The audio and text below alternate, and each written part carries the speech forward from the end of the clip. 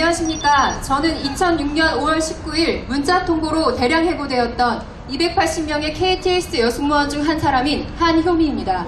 오늘의 주제가 차별 없는 평등한 세상인데요. KTX 여승무원들을 철도공사가 직접 고용하라는 1심과 2심 재판 승소 판결이 있었지만 2015년 2월 26일 정치적 판결을 내린 대법원에서 끝내 패소하여 같이 일하던 동료 중 한 분은 3살 난 어린 딸을 두고 스스로 목숨을 끊는 비극이 있었습니다. KTX 여승무원들은 파업 투쟁을 계속하겠다는 입장을 밝혔습니다. KTX 여승무원들이 오늘 아침 6시 반 강제 연행됐습니다. 경찰은 잊혀져가고 있던 KTX 해고 여승무원의 소식도 광화문 1번가에서 들을 수 있었습니다. 저도 초반에는 많이 나섰던 직업부였는데 이제 철도 노조도 변경이 됐고 또 그 안에서 일어났던 많은 이런 환경들을 보면서 스스로 좀 우울증이 좀 많이 심해져서 저 스스로 좀 견디기가 힘들어서 중간에 나왔거든요. 끝까지 함께하지 못해 늘 죄책감을 가지고 있었던 모양입니다. 결과는 정의로워야 한다는 문재인 대통령의 말에 희망을 걸고 다시 거리로 나왔습니다. 2010년과 2011년 지방법원, 고등법원으로부터 코레일 노동자로 인정받았습니다. 비록 복직은 안 됐지만 4년간 밀린 임금을 받고 끝이 나는가 싶더니 받은 임금이 독이 될 줄은 꿈에도 몰랐다고 합니다. 앞으로 저희한테 닥친 일은 공식적으로는 6월 29일 2차 조정이 있습니다. 그래서 7월 말이면 철도공사가 저희한테 가처분 지급액 반환 소송 부분이 판결이 날 것 같다는 예상을 하고 있습니다. 그렇게 되면 그 순간부터는 이제 강제 집행이 가능해져서 정말 빨간 딱지를 눈앞에 볼 수도 있다는 생각을 하는데 따로 한 번 더 간담회 날짜를 잡아주세요. 1심, 2심 판결 결과를 뒤집은 대법원 판결 때문에 이제 1억 원이 넘는 빚을 진 빚쟁이가 됐다고 합니다. 1인당으로는 8,640만 원인데 그게 작년 4월 13일 총선이 있으면서 그 전에 철도공사 사장이었던 최현애 사장이 저희한테 내용 증명을 보냈어요. 그러면서 저희한테 5%의 이자가 법정 이자가 붙고 올해 1월 3일 날 지급 명령서라는 게 법원으로부터 저희한테 도달을 했는데 그때부터 15%의 법정 이자가 붙고 있습니다. 그것을 갚는 순간 그래 저희가 잘못했습니다. 우리가 파업한 게 잘못되고 우리가 투쟁한 게 잘못했다는 것을 인정하는 꼴이 돼버려서 그거를 생각해도 저희가 갚을 수 없다라고 생각하는 부분이 많고요. 이 때문에 우리가 지원하는. 하지만 5년을 놓고 봤을 때 저는 훨씬 더 보통 50일간 광화문 1번가에서는 다양한 소통의 통로들이 마련됐는데요. 국민이 주체가 되어 우리 사회가 당장 풀어야 할 현안들을 모아 토론하는 포럼이 열리고 또 새 정부에게 바라는 이야기를 랩으로 풀어놓는 국민의 라임. 국정 운영에 도움이 될 만한 책을 대통령에게 추천하는 대통령의 서재도 운영이 됐습니다. 장대 같은 굵은 장맛비를 맞아가며 하고 싶은 말들을 풀어놨는데요. 국민은 세금을 주시고 정부기관은 서포트를 해주시고 서포트하는 사람들은 창업팀을 서포트하고 가해국인 일본이 국가적 차원에서 범죄 사실 인정, 공식 사죄, 배상, 진상규명 다른 삶을 살고 계시지만 그래도 굉장히 내가 추구했던 내가 하고 싶었던 일을 찾아가고 계신 거죠. 다문화에 있는 여성들만 딱 고려인들만 딱 모여서 커뮤니티를 만들어서 미니 FM 이후에 인터넷으로 지금 방송을 마을 라디오를 하고 계시거든요. 13번의 국민 포럼 중 청년 포럼이 있던 날입니다. 당장 해결해야 할 청년 문제들을 청년들과 기성세대들이 함께 모여 토론을 진행했는데요. 작년에 결혼해서 이번에 애를 낳았어요. 이번 해에 애를 낳고 지금 하면서 저는 이제 전세 주택 빌라에 살면서 이제 그런 문제들을 되게 많이 고민하고 있어서 저도 지금 사는 집을 옮기고 싶은데 좀 그때가 되지 않아가지고 여러 가지 고민이 많아서. 해결이 안 돼 혼자 고민하고 있던 문제들을 터놓고 얘기하고 다른 사람의 의견을 드러내 자신의 의견을 보태기도 하면서 청년들이 살아갈 수 있는 방법들을 모아가고 있었습니다. 공공적으로 가야 된다. 그러니까 이게 개인의 자산과 개인의 뭔가 욕심과 이런 것에서 약간 공공적인 이익을 위해서 뭔가 움직여진다는 것. 집으로 돈을 못 벌게 해야 되는데. 맞아요. 약간 제가 일을 열심히 하고 뭐 잘 해도 자기 품에 있다고 약간 탁상 행정이 아닌 국민들이 피부로 체감할 수 있는 정책들이 하나 둘 만들어져 갔는데요. 마치 국민 축제 같았던 광화문 1번가는 소통 광장으로 바뀌어가고 있었습니다. 빨리 이제 돈 벌어서 전세로 나가라고 하시니까 저는 이제 나름 잘 구했다고 이렇게 하는데 그 청년에 대한 고민이 되게 많이 있었어요. 그러니까 저희 집 같은 경우에는 되게 형제들이 많아서 그 사회에 나왔을 때 어떻게 살아갈까에 대한 고민들이 좀 많았었는데 이제 전국 단위의 청년들이 모여서 이런 그 청년의 삶을 고민하면서 이것들이 이제 중앙정부의 정책과 맞닿으면 어떻게 더 좋게 변할 수 있을까라는 고민이 잘 풀릴 것 같다라는 생각이 좀 들어서요. 되게 긍정적으로 보고 있습니다. 국민들이 제시한 아이디어 중에 좋은 아이디어들이 굉장히 많아요. 이제 저는 성과가 많이 나올 거라고 보고요. 이제 지금 검토하는 과정이거나 그럴 텐데 현장에 관한 목소리가 많아요.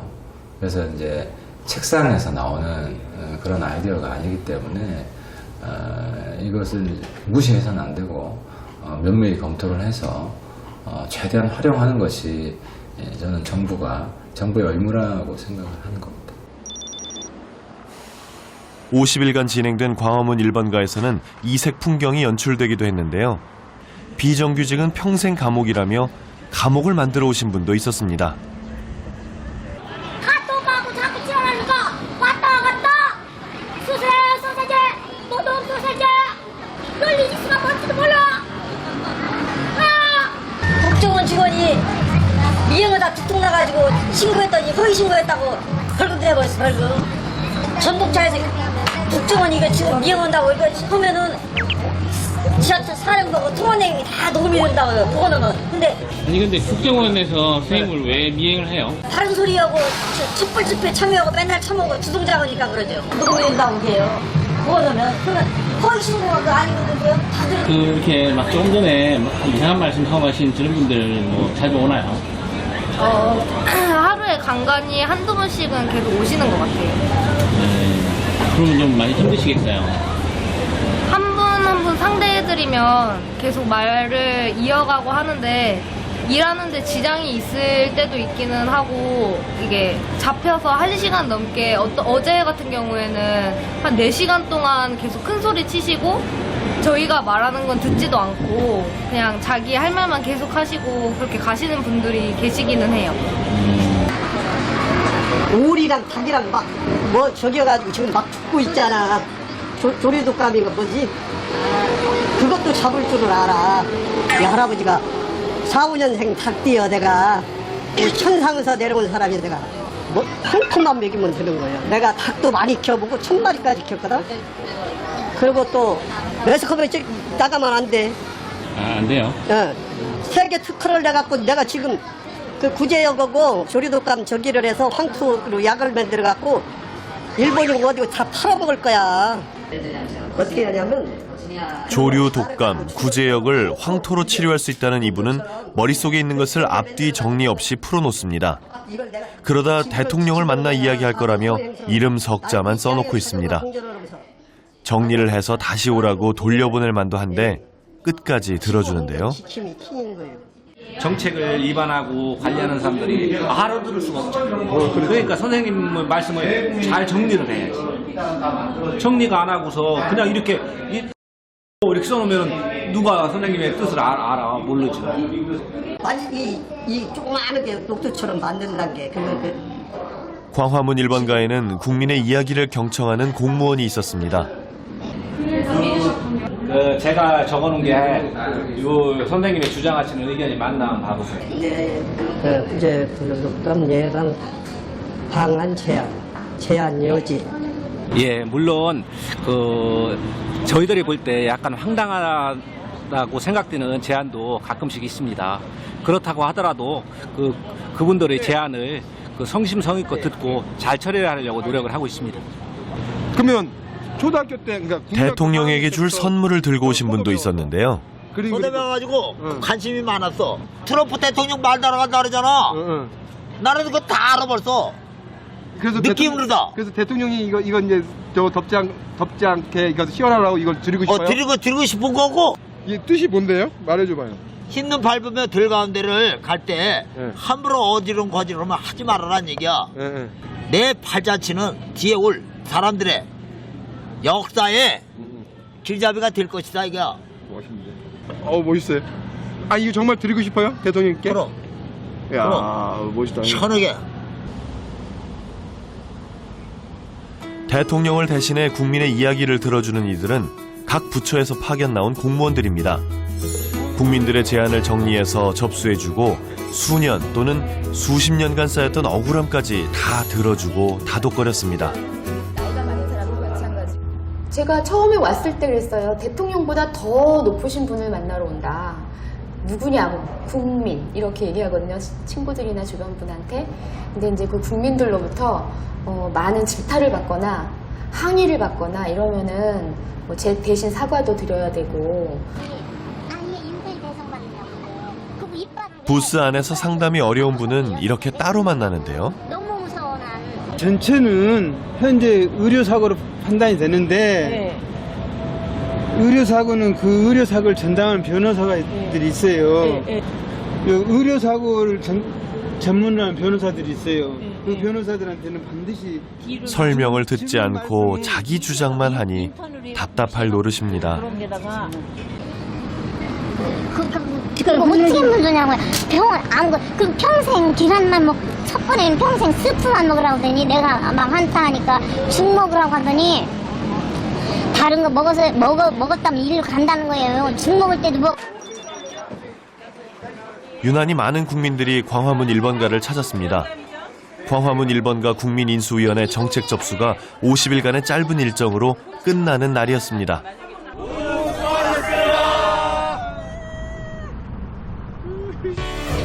18만 705건, 50일간 국민인수위원회로 접수된 국민 제안입니다. 이 중 99건을 국가정책으로 채택하고 1,700건은 논의 중이라고 합니다. 국민들이 가장 필요로 하는 정책이 무엇인지를 알기 위해 민원이든 정책이든 가리지 않고 의견을 모아 빅데이터로 분석했는데요. 국민들이 원하는 정책은 일자리, 교육, 육아, 보건복지, 교통, 건축, 행정순이라고 했습니다. 지금의 변화된 어떤 과학기술의 어떤 토대, 또 여건, 이걸 10분 활용하게 된다면 이른바 빅데이터 방식, 빅데이터를 축적하고 또 빅데이터를 갖다가 가공하고 또 집약해내는 그런 차원으로도 접근을 한다면 저는 오히려 현대사회에 맞는 여론 수렴과 또 의사소통과 그리고 또 아이디어를 집단 지성 속에서 만들어진 아이디어를 현실화하는 대단히 창의적인 생산적인 그런 프로그램으로 안착할 수도 있기 때문에 입주가 진행되고 있는 위례 신도시내 최혁재 씨 댁을 찾았습니다. 최혁재 씨는 생각지 못한 소식을 듣고 잔뜩 흥분해 있는데요. 살살 좀 해. 원래 비빔밥은 아파? 얼굴이? 마음을 팍팍 들어가.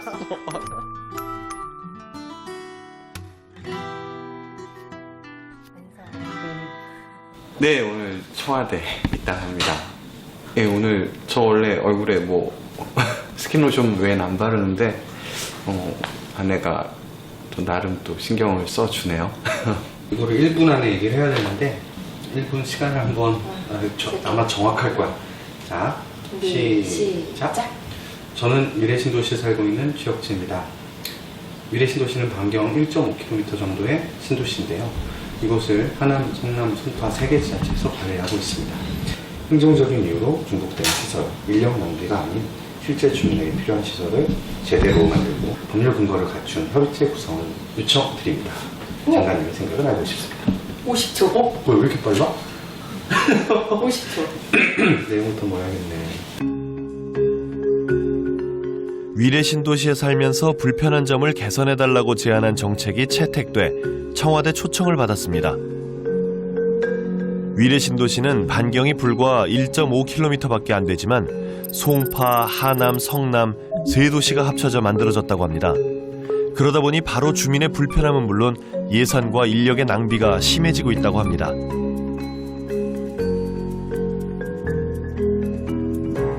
제가 서 있는 지점에서 제 등 뒤쪽은 전부 성남 지역이고요.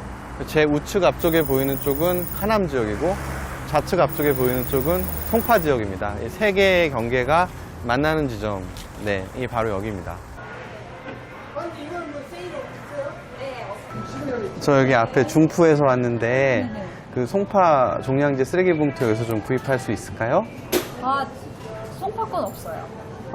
현재 성남 것밖에 없어요. 성남 거밖에요? 네네. 여기 옆에 신안에서 쓰는 하남 것도 봉투가 없고요. 그럼 여기 지역적인 문제가 있어서 그런지 송파, 성남, 하남 그런데 여기 집원 자체, 건물 자체가 성남이래요. 네. 그래서 안 된대요. 그러면 여기 앞에 중앙프로지오 같은 경우는 항의 많이 하실 것 같은데 바로 집 앞에 예, 하시죠. 근데 지들이 어떻게 하시는 분이 아니더라고요. 이 쓰레기 봉투 찾으시는 분들이 많나요?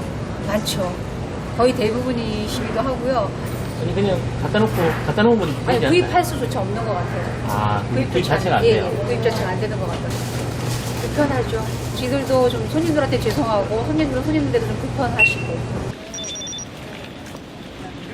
대통령을 만난다는 생각에 설레고 긴장돼 최혁재 씨는 약속된 시간보다 일찍 도착했습니다. 제가 네. 5시 반에 모실 들어가기로 돼 있거든요. 그냥 여기 서 있으면 돼요. 좀만 기다리시면 돼요. 알겠습니다. 말로만 듣던 청와대 앞에 와서 보니 모든 것이 신기한가 봅니다.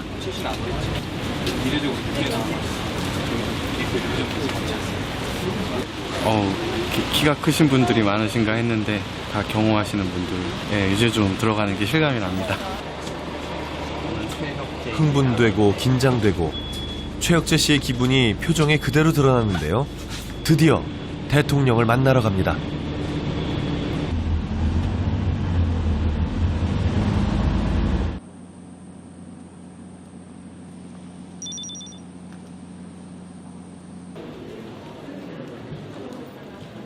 행사장인 영빈관은 보고대회 준비로 분주했습니다.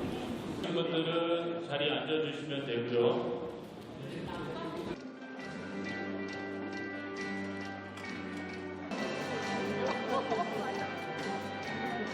만나고 싶었던 장관들의 얼굴이 보이자 목을 길게 빼 구경하면서 입을 다물지 못했는데요. 시간이 다가오자 최혁재 씨는 준비해온 질문을 읽고 또 읽었습니다. 정책 제안을 한 9만여 명의 국민을 대표해서 왔다는 책임감 때문이겠죠. 그렇지만 글이 눈에 들어오지 않습니다. 연습을 굉장히 열심히 하세요. 네, 너무 떨려서 연습을 안 하면 안 될 것 같습니다. 많이 하셨어요? 한다고 했는데 너무 부족했던 것 같아요. 그냥 상상 그 이상입니다. 저 너무 좋은데요. 걷기만 걷게 해줄게. 네 맘에 쏙들게 할게. 널 알게 된 순간부터 문재인 대통령과 새 정부는 국민인수위원 280명을 초대해 제안받은 정책에 대해 보고하고 설명했는데요. 첫 술에 배부를 순 없지만 추상적이고 지엽적인 문제들만 부각시켰다는 지적과 현장의 절박함이 제대로 전달되지 않았다는 아쉬움이 남았습니다. 새 정부는 국민의 의견에 귀 기울이고 피부로 와닿는 정책으로 국민들이 꽃길을 걸을 수 있게 해줄 거라고 했는데요. 가능할까요? 정부의 정책에도 직접 제안하고 그것을 반영해 줄 것을 요구하고 이런 직접 민주주의를 국민들께서 요구하고 있다고 생각합니다. 네. 이 문재인 정부도 이런 국민들의 집단 지성과 함께 나가는 것이 국정을 성공할 수 있는 그런 길이라고 생각합니다.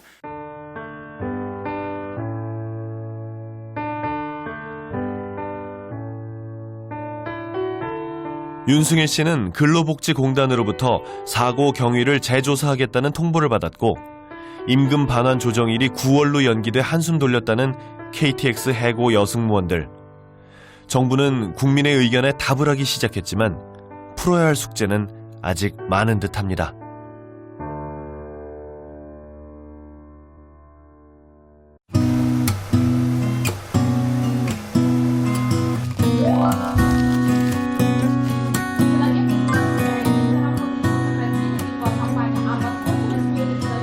그럼 일단 공집합이라고 이 기호 모양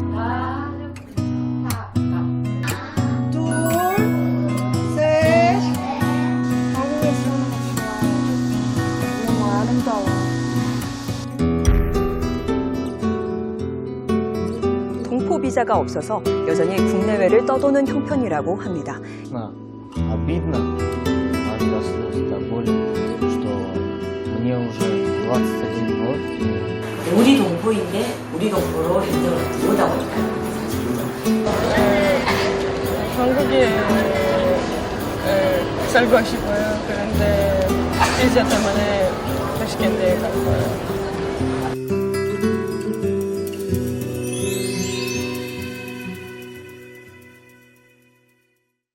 여기에도 이런 불편이 없도록 보건시설이라든지 진료소들 업무들을 다시 이제 복지센터와 연계를 긴밀히 해서 보건복지, 보건 서비스를 좀 더 편리한 주민들의 직접적인 편의와 관련되는 거라서 좀 지역 주민들의 어떤 사실 주제를 보면 우리 행정기관 내부적인 희망 검사를 해주는 코너가 있고 아래에 저희가 대체로 네 맞아요.